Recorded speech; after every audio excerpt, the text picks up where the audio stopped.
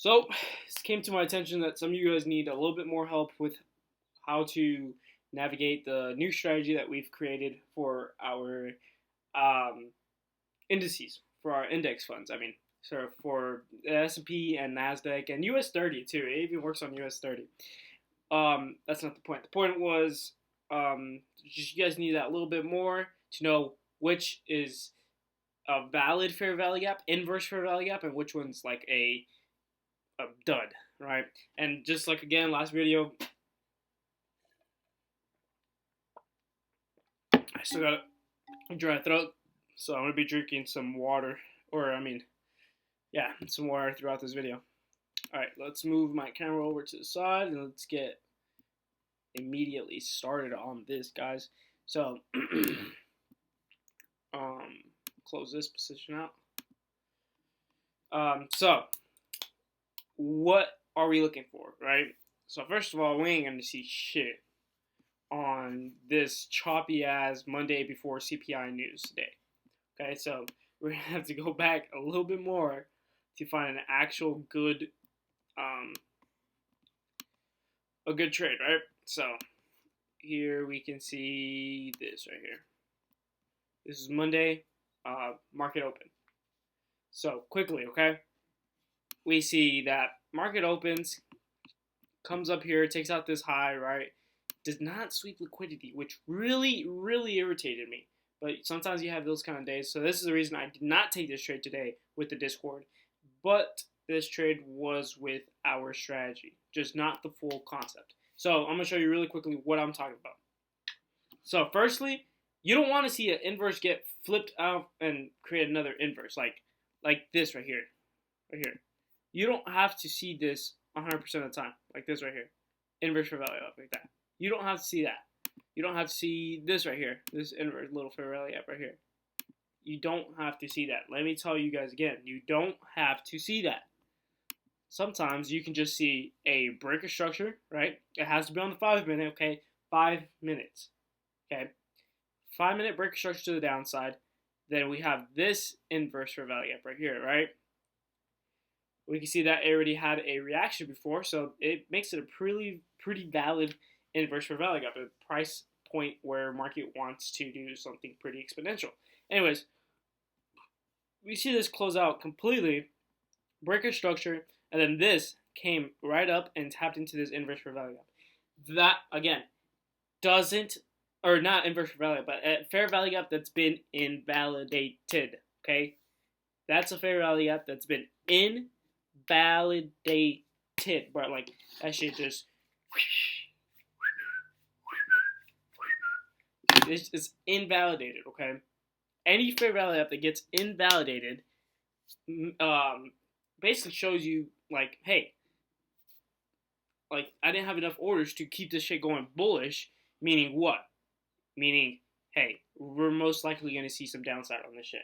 Or in this case, it's downside, right? But some cases there's upside.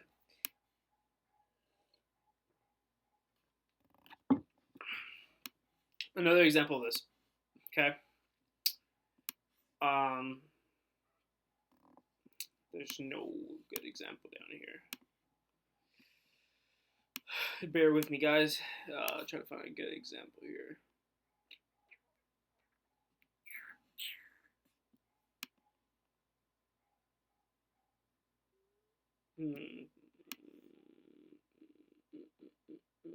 Okay, this example right here. Okay, this is London session, which is awesome. We have a sweep, or kind of no, not really. More like an order block tap.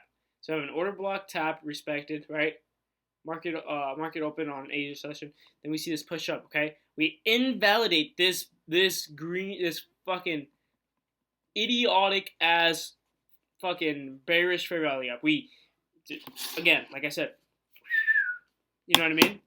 We invalidate it. Okay, so now when we close up here, okay, when the market closes up here, so this candle doesn't exist. Pretend you can't see this candle. Okay, we mark this shit out immediately once we see that it got invalidated. Okay, then we add swing high, swing low.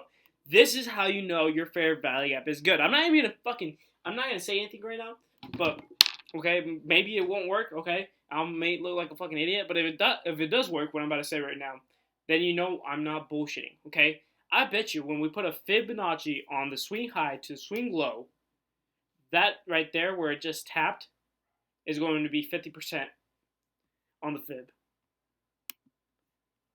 Okay, swing high and swing low. Oh, won't you look at that? Won't you look at that? What's that right there? Oh, 50%, exactly on the 50% of that fair value gap box. It's almost like if I said something about it. That's how you know that your thing is actually accurate. So again, even if you put it to this one down here, it still works. But you're always going to want to use your previous swing high to previous swing low. Regardless, that's how you know if your fair value gap is good or not. By it either invalidating that fair value gap completely, okay?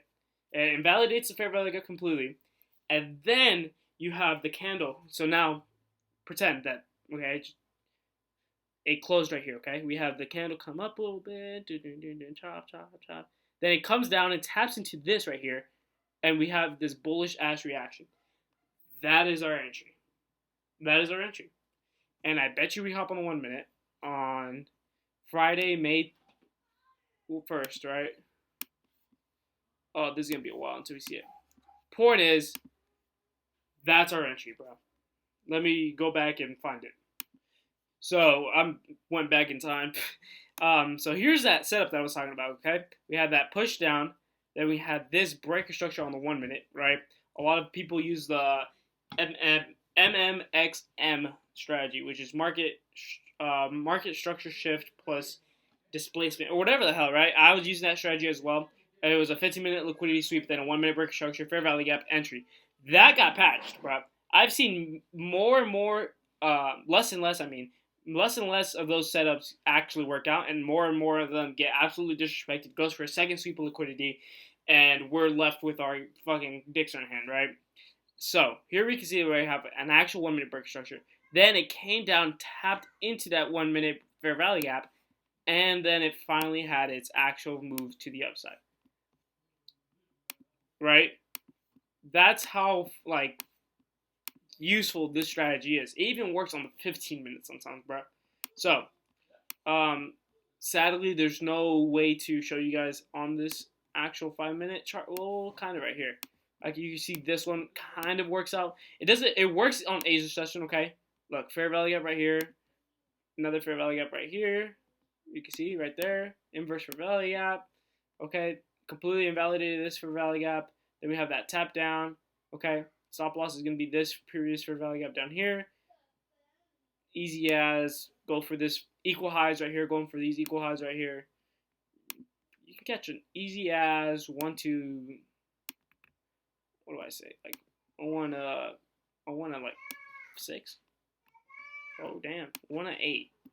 That's a little bit more riskier. I'd probably play it a little bit safer and run it down here, but that's still a 1 to 7 or a 1 to 5 or 1 to 6, right? RR. So I mean, like I said, you pick and choose your own battles. Regardless, you can see even works on Asia session. That's so easy. The trade is just so easy. But anyways, so what are you looking for? Equilibrium. Okay, looking for equilibrium.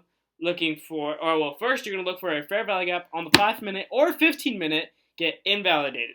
Then you're gonna wait for the next candle to open and see it come down and tap into that inverse fair value gap / invalidation. Okay, after you do that, then you're gonna go ahead and pull out the fib to it, make sure that it lines up with your 50% bias, and it's as easy as that. That's literally how easy this strategy is. So damn easy. Okay? That's all you need. All you need is just invalidation, reaction, fib. And then just cash in your checks, bro. It's as easy as that. Another huge takeaway is also don't trade Mondays. Do you really want to trade this shit right here, bro?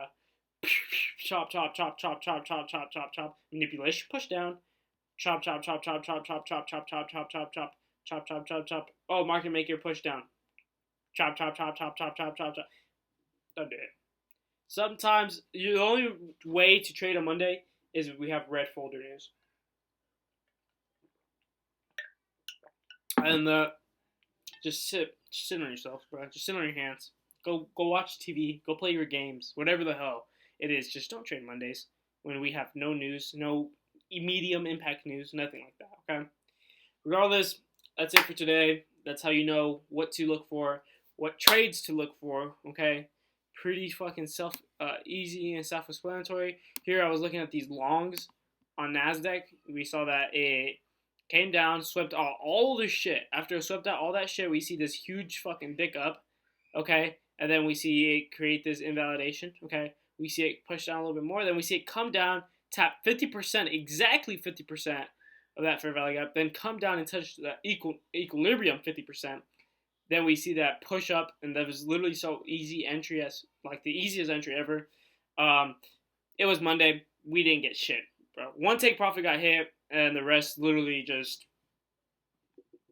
nothing. Didn't even hit break even point. I ended up just closing my trade out. I was actually kind of stressing a little bit on that when I was live trading because I was like, should I just close it and go about my day, or should I stay on here with you guys for a little longer? I like chilling with you guys, so that's the reason I didn't close out immediately, but usually I would just close out immediately.